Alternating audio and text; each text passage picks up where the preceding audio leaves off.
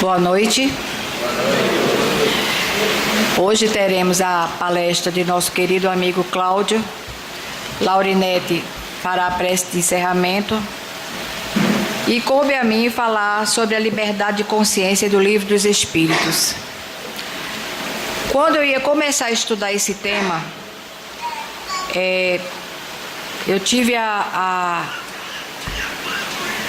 voz de um dos espíritos que me ajudam, que me intuem, que eu falasse sobre o próprio Kardec. Pelo seguinte, o que é que nós sabemos sobre Kardec? Que ele nasceu em Lyon, fez as coisas, estudou em Pestalozzi e só, mas a gente não sabe, na realidade, a biografia dele. Então, eu peguei tópicos de um livro chamado Revolução Espírita, de Paulo Henrique de Figueiredo. Então, peguei algumas coisas, porque o tempo é muito curto. Então,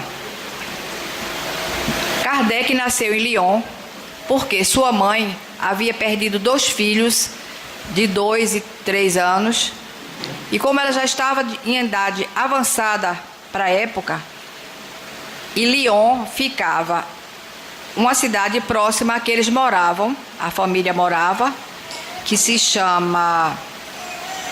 daqui a pouco eu digo para vocês. Pronto, Saint-Denis, capital é Bourg-de-Bresse.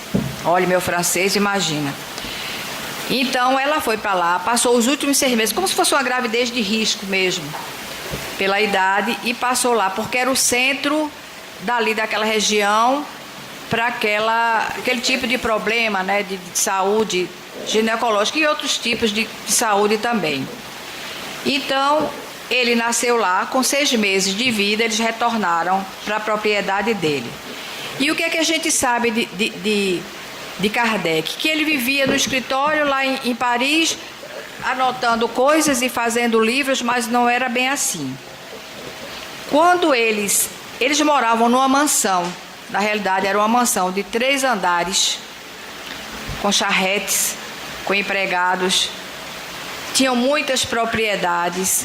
O pai dele era militar, era um tipo de juiz, mas não aquele juiz vamos dizer, ele era um juiz assim, de batalhas, por exemplo. Ele fazia o julgamento dos militares, o que é que deviam ser punidos ou não.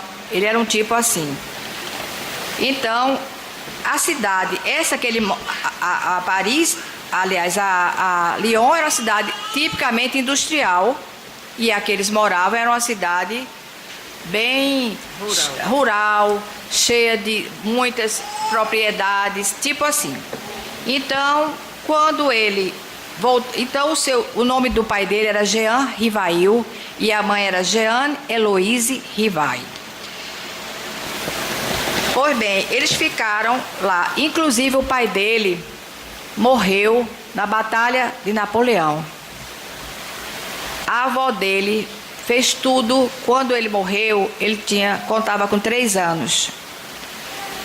E a avó dele, que foi uma pessoa também que ajudou muito ele, tanto quanto a mãe, por ser filho único, neto só desse filho que a mãe dele tinha. Então, custeou esses estudos dele na Suíça, né, na escola Pestalozzi, em que ele morou lá muitos anos e saiu com jovem, 24 anos, e retornou. Quando ele retornou, ele não foi mais para Lyon, ele foi para Paris. Venderam todas as propriedades, que era exatamente para ele se estabelecer em Paris, como professor que foi muito tempo mesmo lá em Paris. E chegando lá, ele fundou várias instituições de ensino, inclusive para pessoas que queriam para uma escola só de moças, como se fosse escola técnicas e escola de encaminhamentos profissionais, que naquela época tu imagina a dificuldade que era. E eles passaram a viver dessa questão dos ensinos dele e dessas propriedades que custeavam essa família. E a avó dele morreu em 1926 e ele ficou só com a mãe. Então, ele depois tinha um padre lá em Paris que criticava muito ele, soltando panfletos lá em Paris toda, dizendo que ele era um charlatão, que ele difamando a personalidade dele por achar que ele estava rico por conta dos livros espíritas, que ele, depois que inventou esse negócio de espiritismo, ele ficou rico com os livros. E Kardec ficou muito chateado, primeiro que ele era uma família de posses, uma família de berço, né? E ele, só duas frasezinhas que eu anotei assim, que eu achei interessante a resposta de Kardec a este padre. Meu caro senhor, ri muito com os seus milhões que generosamente me gratificou. Para começar, jamais morei em Lyon. Realmente ele não morou. Ele nasceu e foi para Saint-Denis, que era essa cidade que ele viveu. Então, o estudo que ele começou a participar da revista espírita, o recebimento dos espíritos, das psicografias, começaram quando ele já tinha um pouco mais de 50 anos. Se estendeu 10 anos a mais, um pouco mais de 10 anos, e todos acham, e levaram para Lyon por uma questão assim da representatividade dele ter nascido lá, né, embora não tenha se criado. E a casa dele, onde ele morava, que era uma casa muito boa também lá em Paris, se tornou pequena porque, gente, esses 10 anos e pouco que ele conviveu lá, ele recebia cerca de 150 a 200 pessoas por dia na casa dele. Então ele comprou um outro centro, que é esse apartamento que ele montou, que era exatamente para receber essas pessoas, porque a casa dele se tornou inviável para uma pessoa que recebia quase 200 pessoas por dia dentro de casa, que era o centro de estudos do espiritismo que ele fez. Então, Kardec foi isso, essa pessoa generosíssima, que ele viveu os últimos 10 anos dele, praticamente ele não se alimentava, porque não tinha tempo.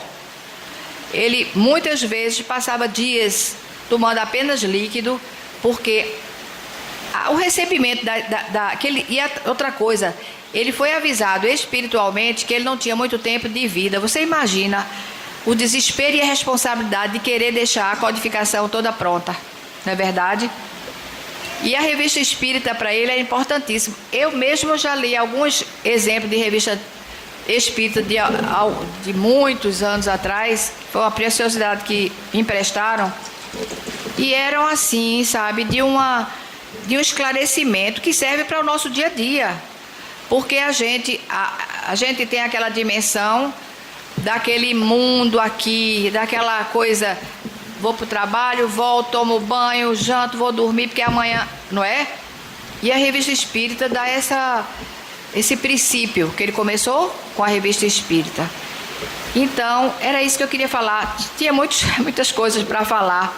Inclusive que o avô dele, na época da Revolução Francesa, Paris, naquele movimento todo, e o avô dele fazia parte existiam 50, como se fossem comitês, vamos dizer assim, a favor do rei. E eles foram, Robespierre veio na traição, e todas aquelas pessoas que faziam parte desses comitês em favor da liberdade, igualdade e fraternidade, foram todos guilhotinados. Inclusive o avô dele foi um desses personagens que lutou em favor da liberdade do homem, né, porque hoje em dia a gente sabe que a liberdade dos Estados Unidos é toda, né, a Constituição é toda baseada na Constituição Francesa, e ele foi guilhotinado também, ainda jovem. O avô dele também era uma pessoa jovem e muito trabalhou por essa liberdade. Aí a gente fica pensando, os grandes personagens do espiritismo atual, inclusive pessoas chegadas a Chico, sugerem quase que 100% de certeza que Kardec era Chico, não é verdade?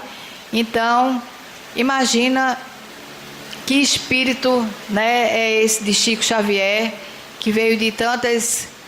E vem de uma família que, no caso, seria o avô dele, eu esqueci o nome dele agora, que lutou tanto por essa igualdade, fraternidade e igualdade do homem no planeta. Bom, é só um apanhado que eu pude fazer por causa do tempo, tá certo, gente? Mas eu acho que valeu para esclarecimento. Inclusive meu, começa por a gente, né? Eu fiquei super feliz, porque achava que ele tinha nascido e vivido em Lyon, mas são detalhes que a gente geralmente não é divulgado na casa espírita. Então, foi isso, tá bom? Vamos fazer a prece de início, pedindo a Jesus pela paz do Brasil, pela consciência política que devemos ter, porque o Brasil, como disse Humberto de Campos,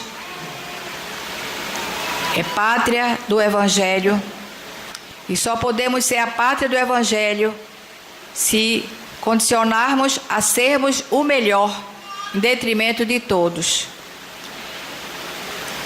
Que os espíritos tenham consciência de que a gente ainda está num patamar muito baixo ainda, mas que eles nos ajudem e nós nos ajudemos a nos fortalecer nessa consciência. Que possa também inspirar nosso querido amigo Cláudio, para que ele faça uma palestra tranquilo, que seja o melhor para todos nós encarnados e desencarnados que aqui estão. Que assim seja. Queridas irmãs e irmãos em Cristo, boa noite. Boa noite. O nosso tema está aqui, pecado por pensamento, coisa que ninguém peca, né? Eu sei.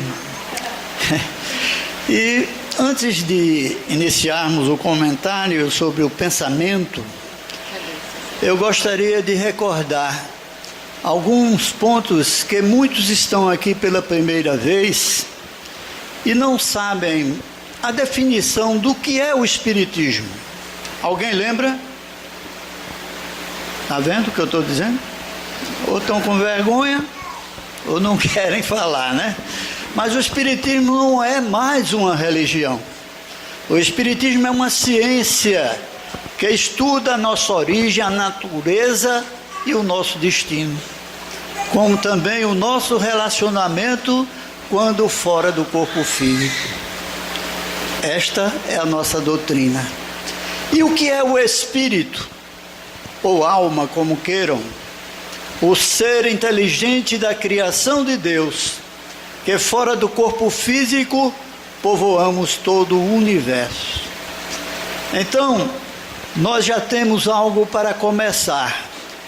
E muitos nos procuram e dizem: Cláudio, eu não faço mal a ninguém e tudo de ruim está me acontecendo. Por quê? Porque se autoanalisa no presente, que graças a Deus se julga uma pessoa que não faz mal a ninguém. Mas quantos e quantos, por pensamento principalmente, está mandando o outro para o raio que o parta? Nós sabemos disso. Então, eu trouxe aqui algo que auxiliará, não é? Primeiramente, na constituição do ser, que somos nós, chamado ser hominal. Nós temos o corpo, ao nosso derredor, a faixa azul clara é o perispírito, e o espírito está bem logo a seguir na faixa azul, né? Então, corpo material, perispírito, espírito. O espírito já definimos, o ser inteligente da criação. O perispírito, o que é? É o elo de ligação entre o seu corpo e... Podem falar, não é proibido. E o espírito.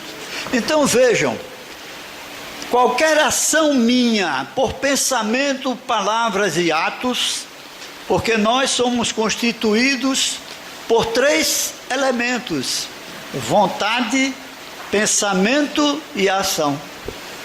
Não é? A vontade é um impulso dado na direção do pensamento. O pensamento é a força viva que manipula a forma pela ideia que nós tivemos. A ação é o resultado. Então nós precisamos entender, essa Constituição está completa porque nós utilizamos a nossa matéria muitas vezes de maneira errônea. Por exemplo, um cigarrinho, uma cachaçinha, tóxico, comida que não podemos absorver, e vamos fazendo o quê? A destruição do corpo físico, que é a morada do espírito no processo reencarnatório. Hein? Então, nós temos uma responsabilidade muito grande com esta matéria que Deus nos deu. Muitos dizem, mas eu tive 3 filhos, um nasceu cego, surdo, mudo e paraplégico. Por que isso? Por que Deus fez uma coisa dessa? Deus não olha para mim, não é Deus que nos pune. Nós recebemos através do Cristo de Deus a mensagem mais maravilhosa que poderiam receber através do tempo que ele aqui passou, que muitos consideram pouco, mas os seus ensinamentos são maravilhosos, através da quê? Da bem-aventuranças. Bem-aventurados os aflitos, bem-aventurados os pobres de espírito, bem-aventurados os que têm puro coração, bem-aventurados os que honram pai e mãe, bem-aventurados os que são brandos, pacíficos. E nós temos a orientação de tudo isso que acabamos de dizer. A aflição que passamos, aquele que é aflito por querer o bem da humanidade, não é porque está devendo, porque fez coisas erradas, não. Ele se refere àquele que é aflito e quer ajudar aos seus irmãos e irmãs que estão sofrendo. Nós não queremos olhar para baixo, nós só queremos olhar para cima, mas é preciso olhar que nós temos criaturas. Hoje eu posso dizer, acabei de fazer a 3ª refeição, e quantos de irmãos nossos e irmãs nada comeram ainda? Mas quem se preocupa com isso? São poucas as criaturas, são poucos os que se interessam pelos seus irmãos, principalmente de cor negra, que são discriminados, esquecendo-nos que um dia reencarnaremos num corpo material negro, porque nós precisamos evoluir passando por todos os pontos necessários ao processo evolutivo. Por que a discriminação do pobre pelo rico, do rico pelo rico? Nós precisamos de uma vez por todas, estamos em pleno século XXI e o sofrimento aí está, gravado em nossos atos, em nossos pensamentos. Se eu penso algo, por que não pensar o que é bom? Por que não externar um pensamento de amor a Deus e ao nosso próximo? Nós aprendemos isso, as religiões todas ensinam isso. E por que custamos sempre a deixar para amanhã o que podemos fazer hoje? Nós estamos matriculados nessa escola, neste aprendizado, porque o Espiritismo é essa doutrina que nos incentiva, que prova com muita categoria, podemos assim dizer, a imortalidade de nossas almas, que somos imortais. Um sul-coreano, Kim Jong-un, que renasceu com 2 meses, chamava o pai pelo nome e a mãe pelo nome, que aos 5 anos matriculou-se na Universidade de Seul, aos 9 anos formou-se em Química Nuclear, aos 12 anos outro título de doutor honoris causa, está nos anais. Quem usa a internet puxe lá que está um sul-coreano. Perguntaram para que veio. Eu vim unir as duas Coreias. Seu QI, 220. Ele está vivo. Não sei se vai conseguir, mas nós precisamos ajudar por pensamento. O pensamento é a força viva que manipula a forma pelas ideias para que a ação se concretize. Por que não pensar no amor? Por que não pensar no bem do próximo? Só queremos para nós. É orgulho, é vaidade, falta caridade nos nossos corações. O que estamos fazendo? Aproveitando a reencarnação que Deus nos deu? Ou estamos angariando mais débitos, mais coisas que devemos restaurar, que devemos pagar?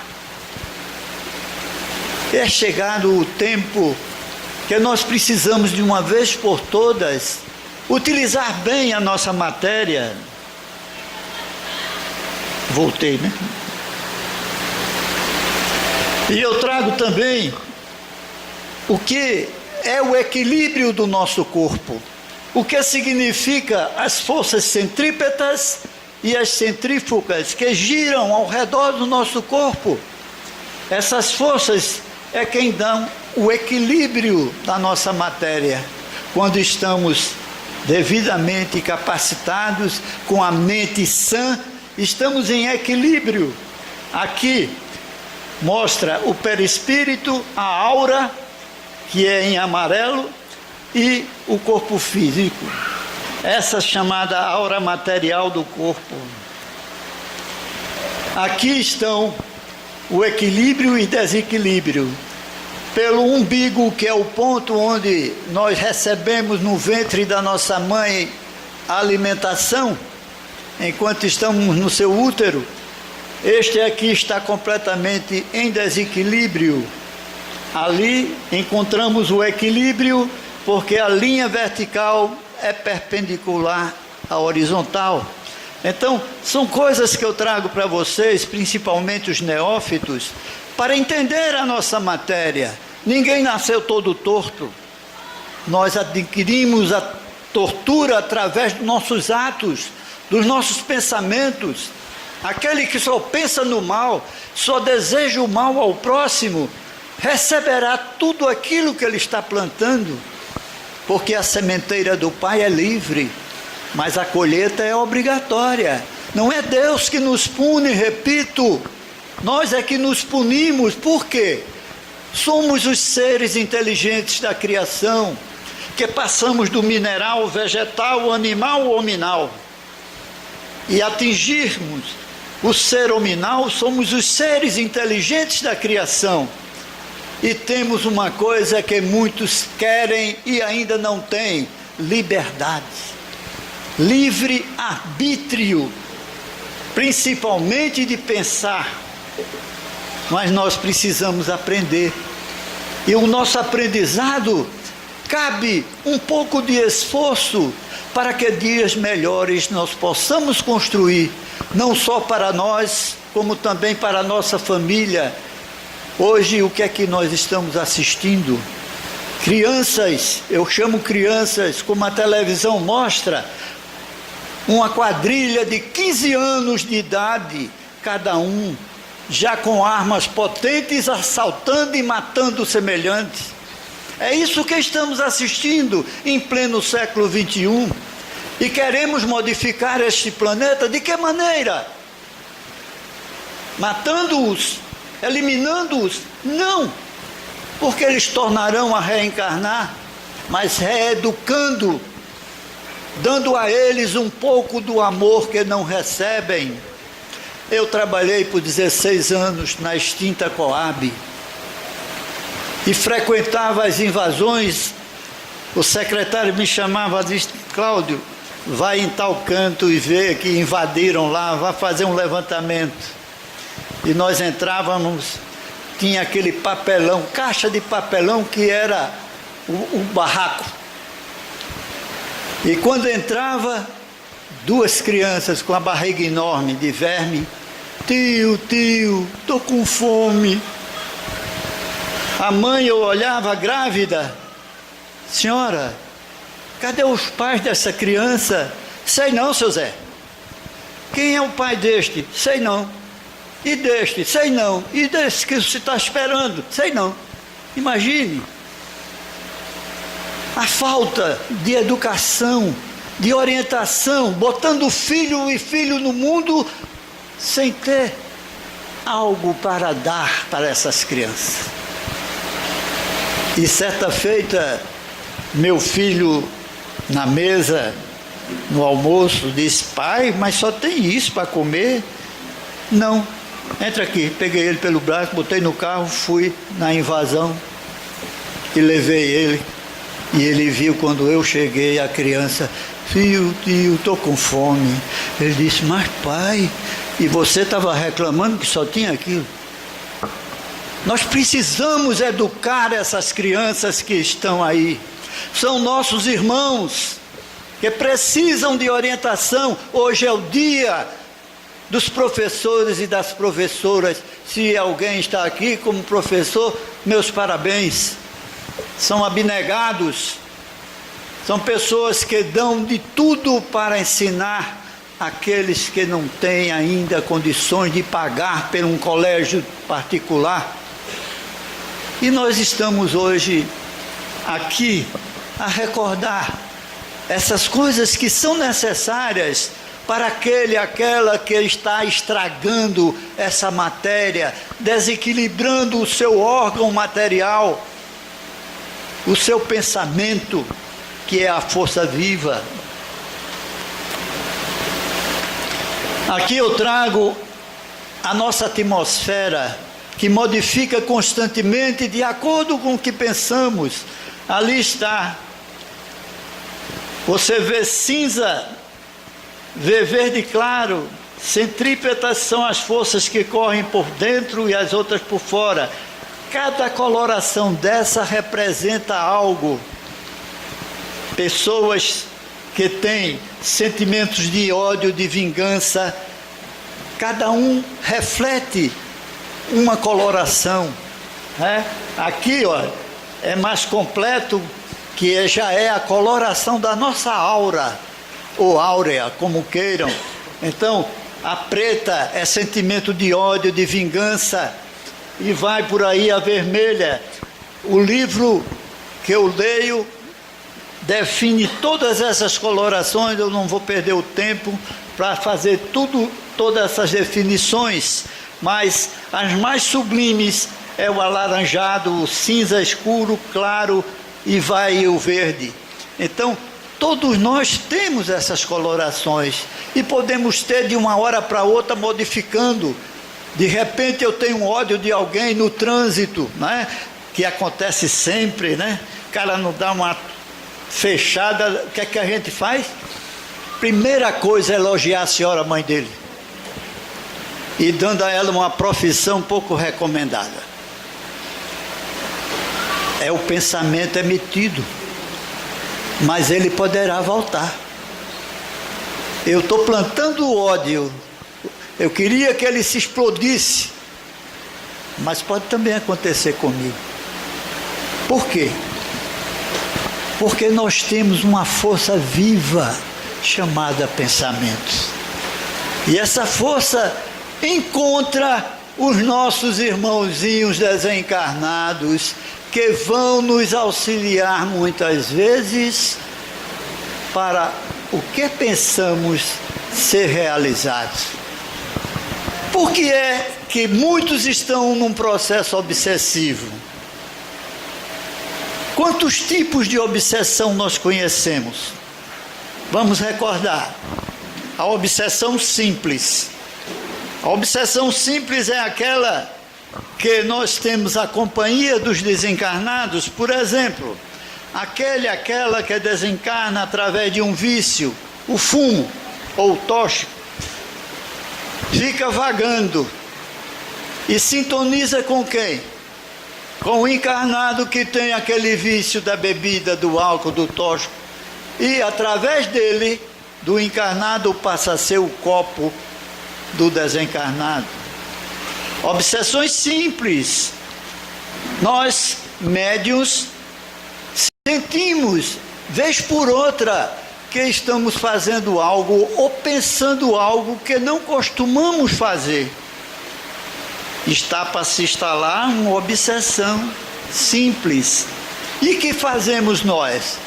Imediatamente elevamos o pensamento ao alto, concentrando-nos e pedindo que a espiritualidade que nos protege, que nos guia, afaste aquela criatura. Quantos nós atendemos aqui dos médiuns que pedem auxílio? Cláudio, eu preciso passar na mesa? Passa. Ninguém aqui é anjo, não, eu digo isso constantemente. Mas temos que ter a responsabilidade do desempenho da nossa mediunidade em prol daqueles que procuram a nossa casa. E se eu não estou bem preparado, que moral eu tenho para educar um espírito que ainda está enveredando pelos caminhos do vício? Primeiro, ajudá-lo para que ele possa sanar aquele problema que ele tem. Não é afastando como muitos. Eu fui num terreiro, no instante o espírito foi tirado. Foi, tira. Está preso, mas um dia se solta e vem pior. É aqui nesta casa, como em muitas outras iguais a esta, que nós educamos o espírito obsessor pelo amor, pelo evangelho do Cristo. Ele sairá, mas consciente de que estava fazendo o erro, não pela violência, não porque foi preso, pelo contrário, aumenta o seu ódio. É uma obsessão simples que pode se tornar perigosa. Nós temos a obsessão que vem através não só do nosso pensamento, mas dos nossos atos. Aquele que comete assassinatos. Vocês viram a filha que matou a mãe? Coisa triste. Mentalizou tudo com a ajuda do seu namorado para eliminar a mãe. Então vejam, essa criatura está devedora, ela passará pela lei de causa e efeito. Muita gente diz, mas eu conheço fulana tão boa, está sofrendo tanto. O sofrimento vem porque nós assim o construímos. Ela maquinou. Então, a obsessão foi feita. Os espíritos que se alimentam daquela mesma coisa que ela ajudaram. Então vejam, não só ela precisa de auxílio. Aqueles que ainda se encontram auxiliando o processo fascinatório que estão passando, até atingirmos o processo da subjugação. Há médiuns completamente subjugados. Há médiuns que vão pela rua e de repente ajoelham-se na frente de uma moça e pedem a moça em casamento. Nunca viram. Passam pelo ridículo porque estão completamente subjugados pelos espíritos chamados obsessores.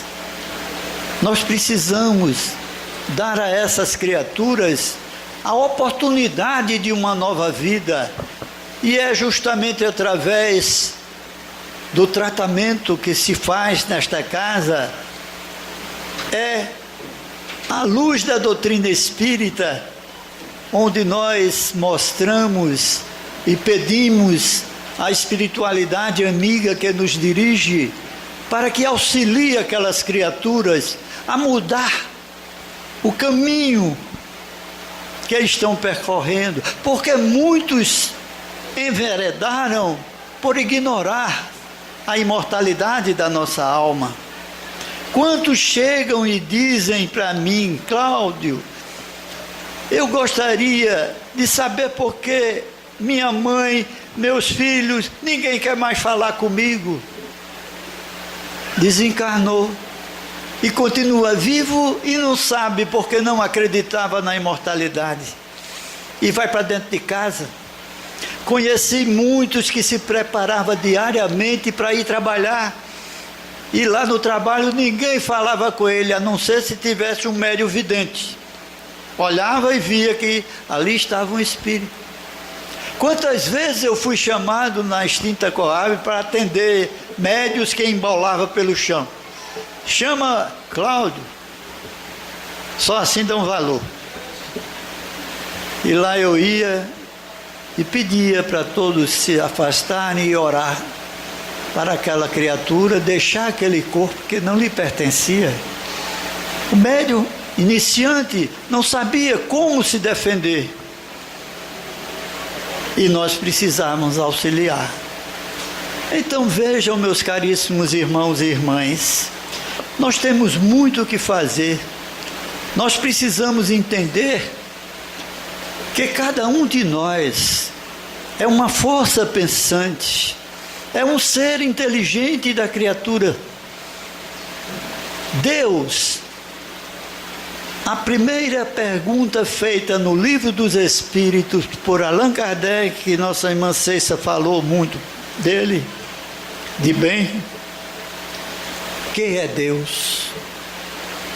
A inteligência suprema, causa primária de todas as coisas. Depois Deus envia seu Filho, nosso irmão Jesus de Nazaré, para dar início aos ensinamentos que hoje estamos aqui a recordar. Ensinamentos maravilhosos, que não nos deixa elevados, orgulhosos, vaidosos, mas que nos deixa as condições necessárias para auxiliar aqueles que estão passando por sofrimentos terríveis, onde sua vida nada dá certo, porque obsessores o estão prejudicando, mas hoje ele tem que aprender: se passa por sofrimento, é porque fez sofrer, é porque plantou também o sofrimento. Mas por que eu não me lembro? Não lembra pela bondade de Deus. Quando nós somos concebidos, quando o gameta masculino fecunda o gameta feminino no útero da sua mãe, ele começa gradativamente a perder toda a sua noção até o dia da reencarnação. Para quê? Para que possa novamente conviver com seus algozes ou com os algozes de quem ele foi. Mas muitos, vejam, de repente nós vemos na televisão, nos jornais: filha mata a mãe, no caso recente, filha arquiteta a morte do pai pela herança. Quando a gente vai ver o antecedente, foi feito igualmente isto por aquele que hoje está a passar. A criancinha está no colo da mamãe e da vovó na calçada, tomando um fresquinho. Vem uma bala perdida e o mata. Não tem nada perdido. Quando vamos ver os seus antecedentes, morreu ou matou da mesma maneira que está morrendo. Então vejam a nossa responsabilidade de sermos cristãos verdadeiramente. Ser cristão é seguir o Cristo, é colocar em prática diariamente o que Ele nos ensinou. Ele disse: ninguém vai ao Pai a não ser por mim. Eu sou o caminho, a verdade e a vida para Deus. Nós temos as 3 revelações. A primeira veio através de quem? De Moisés. Moisés foi o Espírito escolhido por Deus para fazê-lo conhecido não só do povo hebreu, mas também do povo pagão.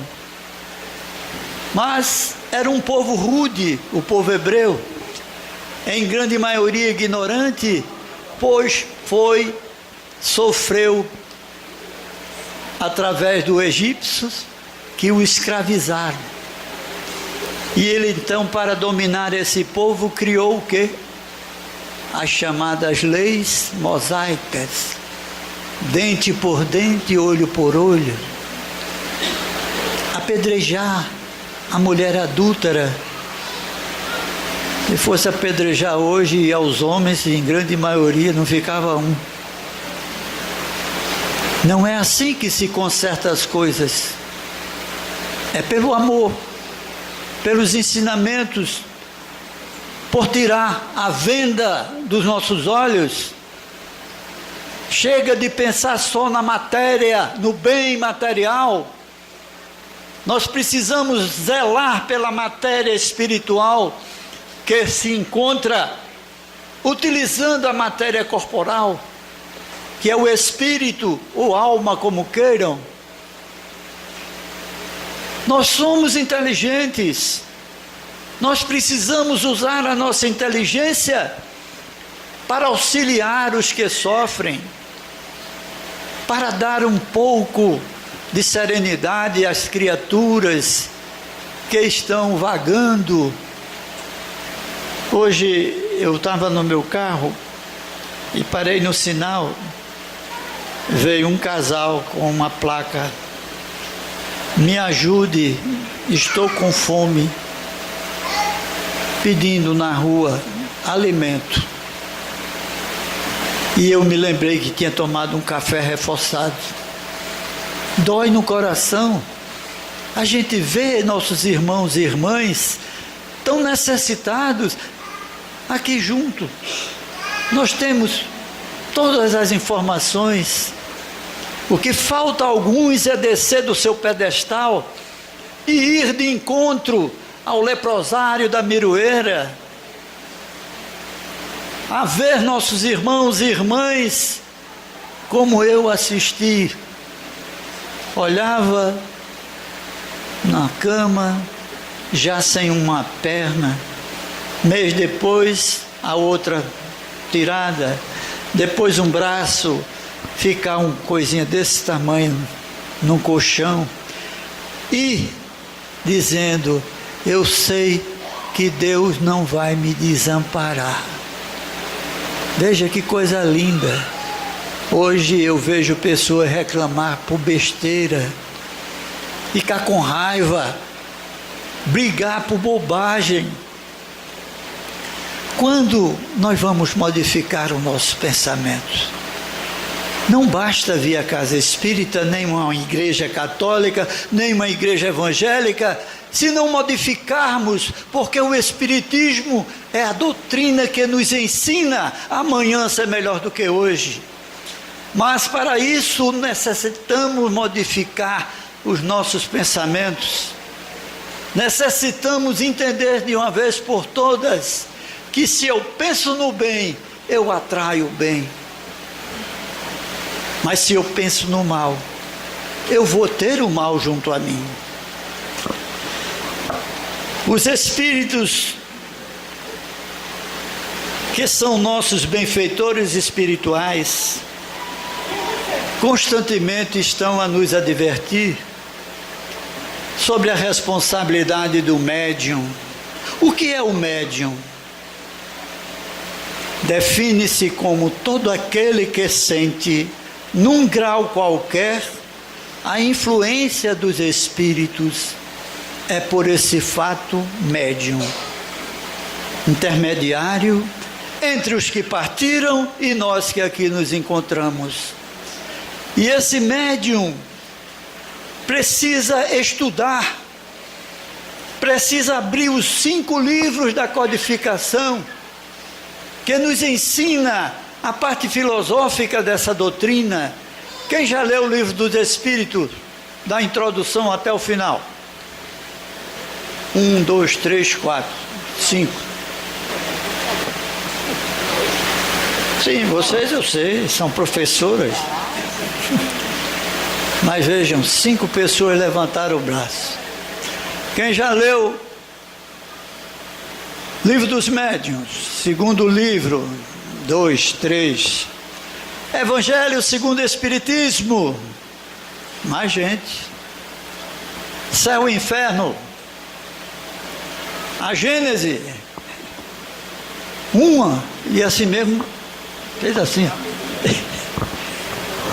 Então vejam, como vamos aprender a nos defender? São 1019 perguntas no Livro dos Espíritos, perguntas e respostas, fora aquelas que têm subperguntas. Nos auxilia, mostrando a existência do Pai Celestial, porque, gente, uma vez eu aprendi com Divaldo Pereira Franco, um dos maiores tribunos desse país, que ele falou sobre o seguinte: quando nós olhamos o universo, os astros, não é?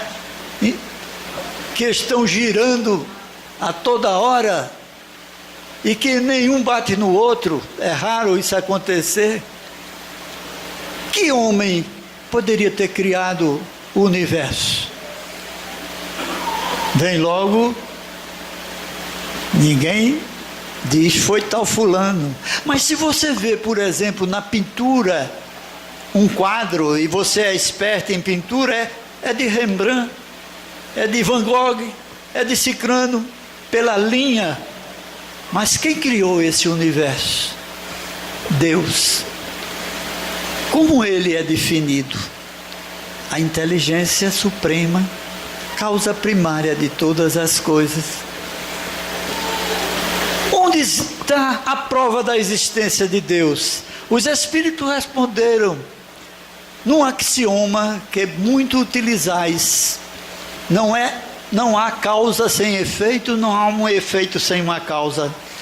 Este é Deus. Então vejam, tudo tem explicação lógica, racional, científica.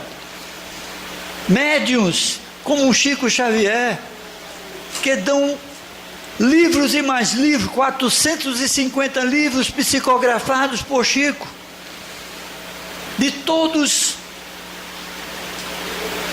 aqueles que já passaram pela vestimenta carnal, espíritos dos mais variados, que nos legaram ensinamentos maravilhosos.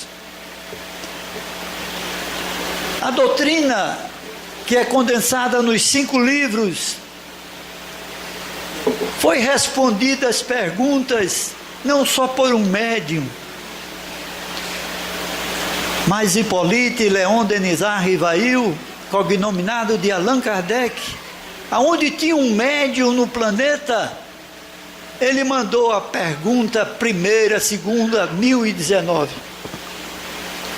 E todas as respostas foram idênticas. Como duvidar daquela que através de um médium descreve tudo o que temos, o que somos, sem ninguém nunca dizer? Como pode o Espírito que incorpora no médium saber o que fomos, descrever o que fizemos, comprovar que nós estamos encarnados e que hoje a inteligência que possuímos não é da agora, ela vem gradativamente ganhando conhecimentos e mais conhecimentos, até chegarmos no ápice, que é atingirmos o espírito de pureza que necessitamos. Kardec divide os planetas, os mundos, em 5 principais, primitivos, destinados às primeiras encarnações do ser hominal. Mundos de expiação e de provas, a Terra. O que caracteriza ser um mundo de expiação e de provas? Ninguém fala? A Terra. Hein? A maldade predomina. Mundos. Qual é o terceiro? E esse é o de regeneração. Onde o bem já supera o mal. Mundos felizes, né? Onde reina o bem. E mundos sublimados e divinos, onde só existe o bem. Então vejam, iguais ao primitivo, prova, expiação, regeneração, etc., há milhares e milhares deles. Só na nossa galáxia são 100 bilhões de planetas. E nós podemos passar por vários mundos. Como acontece aqueles espíritos que não querem a regeneração? São obrigados a não progredir em mundos mais elevados do que ele renasce, mas para outros menos evoluídos, onde ele vai ser aquele que vai ensinar aos que sabem menos do que ele. Porque Deus não desampara nenhum de nós. Deus está sempre olhando pela sua criatura. Nós é que nos esquecemos de Deus. Eu pergunto a vocês, quem aqui chega em casa, mesmo cansado ou cansada, bota a roupinha, o pijama para dormir e faz uma oração? Muito bem, aumentou o número. Mas tem muitos que ligam a televisão e esquece de dizer: Senhor, Romero está levantando os dois braços.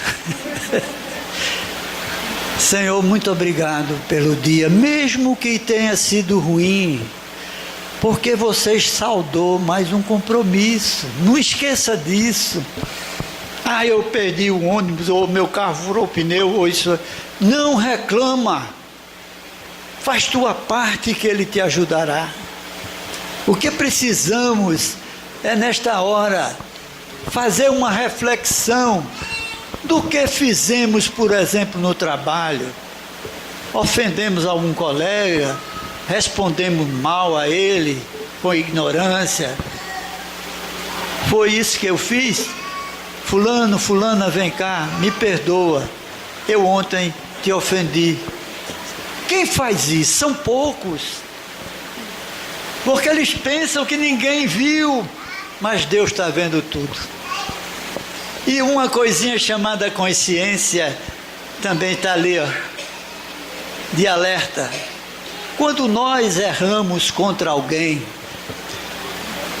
o primeiro a saber quem é somos nós, que executamos algo que prejudicará o nosso semelhante. Eu trabalho, já contei isso aqui, mas sempre tem gente nova. Eu trabalho no Corpo de Bombeiros, com oficiais, com soldados, com tenente, sargento, cabo, soldado. E um dia assisti um coronel, no meio de toda a gente que estava presente, pegou o soldado, deu uma descompostura no pobre, que ele encheu os olhos d'água. E eu fiquei olhando, fechei os olhos e fiquei orando.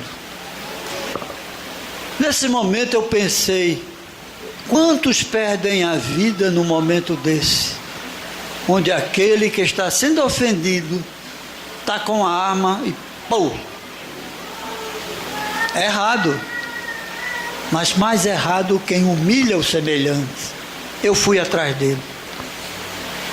Quando ele entrou no gabinete, eu bati. Está aberto, pode entrar. Eu entrei. Doutor Cláudio, é o senhor? Eu digo, sou eu. Olha, eu vi o que o senhor fez. O senhor tem a idade de um filho meu. Não faça mais isso, não. Aí ele quis gritar. Eu digo, fale baixo. Eu estou conversando com o senhor. Por que não o chama no seu gabinete e o orienta para que ele não faça mais isso? O senhor mostrou que é hierarquicamente superior, mas inferior em educação. Ele calou-se. Então, eu não perco a oportunidade quando eu vejo essas coisas. Eu posso até levar uma tapa, mas eu digo aquilo que tem que ser dito, porque nós estamos construindo o nosso amanhã. O nosso amanhã a Deus pertence? Não. A nós pertence porque Ele assim nos criou para chegar até Ele. E eu não chegarei nunca ao Pai Celestial fazendo coisas que a minha consciência fala está errado, não pode. Quando é que vamos aprender? O que é que falta para o nosso aprendizado? Porque é definido pelo Espírito de verdade, que conhece-se o verdadeiro espírita pelo esforço que ele faz hoje para ser melhor do que ontem e amanhã melhor do que hoje. É uma continuidade que nós temos que exercitar diariamente. Ninguém é anjo. E se batemos com pessoas ainda ignorantes, precisamos ter mais paciência. Ah, mas eu perdi a paciência com fulano. Não perdeu não, porque quando a gente tem, jamais perderá. Quando a gente adquire a paciência, nunca perderemos. Estaremos sempre prontos a perdoar as ofensas, como Jesus disse a Simão Pedro, quando ele lhe procura e diz, mestre, quantas vezes eu devo perdoar a quem me ofende? Até 7 vezes? Jesus disse, não, Simão, até 70 vezes, 7 vezes por dia. Não é por ano, não. Mas poucos fazem isso. E eu vos trago e digo a vós, a boca mais próxima do meu ouvido é esta minha. Eu estou falando também para mim, que eu não sou anjo. Mas fica aqui a mensagem que pensamento é força, uma força que destrói ou constrói hoje, agora e sempre. Muita paz.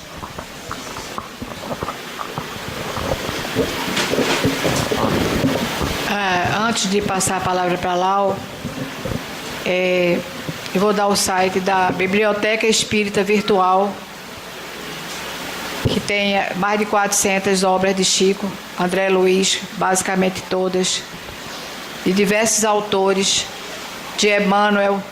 Então, eu acho que a gente desencarna e encarna umas 50 vezes, não consegue ler o que tem lá. É uma riqueza. Em relação a essas cores que Cláudio falou, o grande médium e palestrante espírita, que ele inclusive está no YouTube, Trigueirinho, ele falava muito das cores. Muitos devem saber que a cor que se refere a Deus é o dourado, que é o máximo.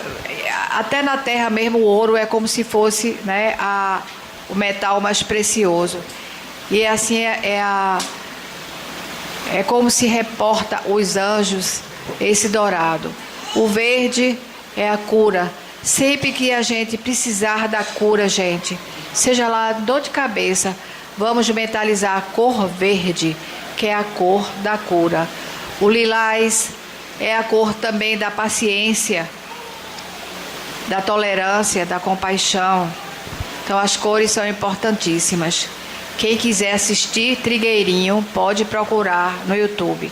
Ele desencarnou aos 86 anos, em 2013.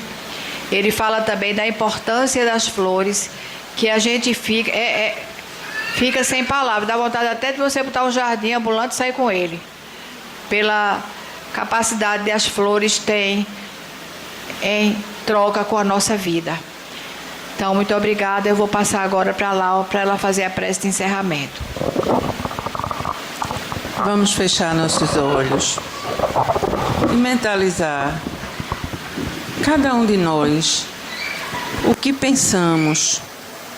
Na noite de hoje foi falado sobre o nosso pensamento. E é importante, como falou o nosso irmão Cláudio, fazer nossas preces. Não precisa de palavras difíceis, de palavras complicadas, mas agradecer a Deus pelo nosso dia, agradecer a Deus por estarmos vivos, agradecer a Deus pelo prato de comida que temos em nossas mesas e agradecer a Deus pelo ensinamento que temos cada vez que viemos à casa de Manuel Quintão. E estamos aqui como alunos. Nenhum de nós aqui é professor. Todos nós somos alunos na escola da vida. E para tanto, Senhor, é necessário que nós tenhamos a humildade de te pedir paciência, tolerância e que tenhamos também o discernimento de compreender uns aos outros e procurar cada dia crescermos espiritualmente. E é com essas palavras que eu peço aos nossos espíritos protetores desta casa, a Deus Pai de infinita bondade, que abençoe a cada um de nós e que traga para cada um de nós uma semana de paz, de luz e de equilíbrio. Assim seja. Para a segunda parte dos trabalhos, que continuemos a pensar na luz do Cristo, na bondade dos espíritos curadores que aqui estão, porque os videntes sabem das curas, das cirurgias, de resolver os problemas espirituais nessa reunião daqui. Muita paz.